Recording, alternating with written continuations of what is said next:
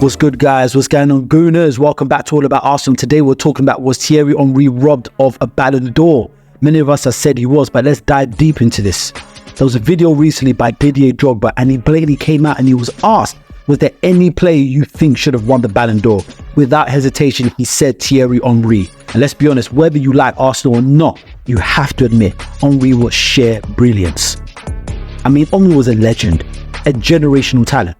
He was, in my opinion, one of the most electrifying players to ever grace the Premier League pitch. In 2003, he was in the form of his life. He was breaking records, but most importantly, he was redefining what it meant to be a forward in English football. But despite all of his achievements, despite this phenomenal season, the Ballon d'Or went to Juventus player Pavel Nedved. So the question is, was Henry robbed? So this video, we're breaking it down. We're going into stats, performances, and what made Henry's 2003 season so remarkable. And let's actually get to the crux of the matter. Was Henry actually robbed the Ballon d'Or? Alright, before we get into the stats, let's take a look at Henry's incredible 2002-2003 season. I mean, he scored 24 goals in the Premier League, and he added a mind-blowing 20 assists at the time. I mean, this was a record for combined goals and assists in a single Premier League season. Not only was Henry prolific in front of goal, but he was also creating chances at a rate rarely seen by any forward. So check this. In total, Henry finished that season with 32 goals and 23 assists across all competitions. I mean, that's 55 direct goal contributions, a number that was unmatched by any player in Europe at the time. So let's get into the 3 reasons why Henry should have won the Ballon d'Or that year.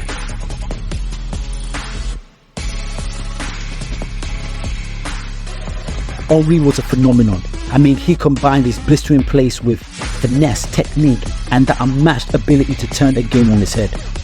His style of play transformed Arsenal, and it changed the way defenders approached the game against him.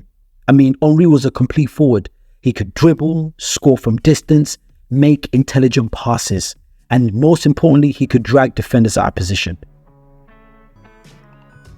In the 2002-2003 season, Henry averaged over 3 successful dribbles per game, creating at least 3 clear chances per match. This was a testament to his unique ability to take on defenders and play as both scorer and playmaker. While Nedved was a fantastic player, but he wasn't creating nearly as many opportunities for his teammates as Thierry Henry was doing. You see, a Ballon d'Or winner is often someone who rises to the occasion in the biggest moments. And Thierry Henry did just that. He scored crucial goals in Arsenal's Champions League campaign, including strikes against Roma, Valencia, helping Arsenal advance out of a tough group stage.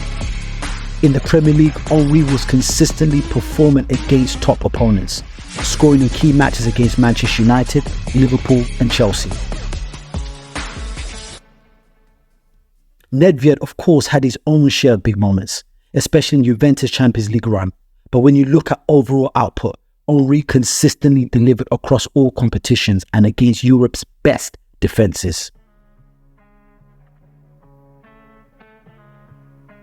When we compare key metrics, Henry's numbers are simply unmatched.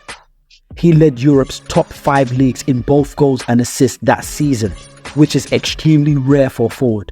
In fact, Henry was directly involved in over 50% of Arsenal's league goals, a staggering stat that highlights just how central he was to Arsenal's success.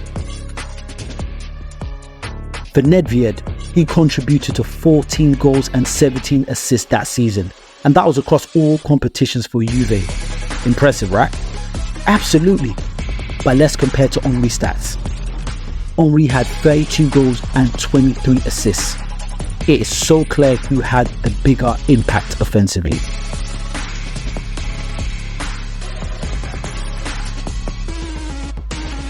One of the other criteria for the Ballon d'Or is influence and individual brilliance.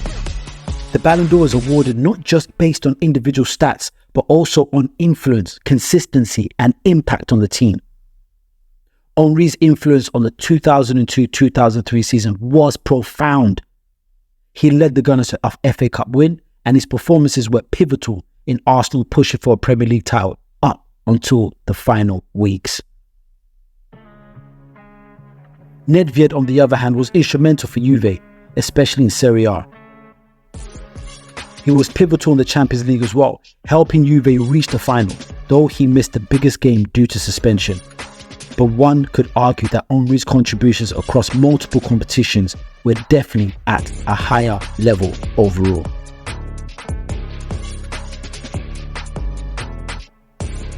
Another factor worth considering is legacy. Henry's performance during that season inspired a generation of fans and young players. I mean, he just wasn't scoring goals alone. He was redefining what a forward could do. He was blending skill, vision, creativity with scoring instinct of a pure striker. While Nedved is rightly celebrated as Juve's legend, Henry's impact reached across leagues and nations, influenced the very style of play we see in modern day forwards today. So the question is once again, was Thierry Henry robbed in terms of raw stats, creativity, goal contributions and big game performances? Henry arguably had the best season of any player in Europe. I mean, he led in goals, assists, and he was the heartbeat of an Arsenal side competing on multiple fronts. While Nedved's season was phenomenal, Henry's overall impact, style of play and consistency put him in a league of his own.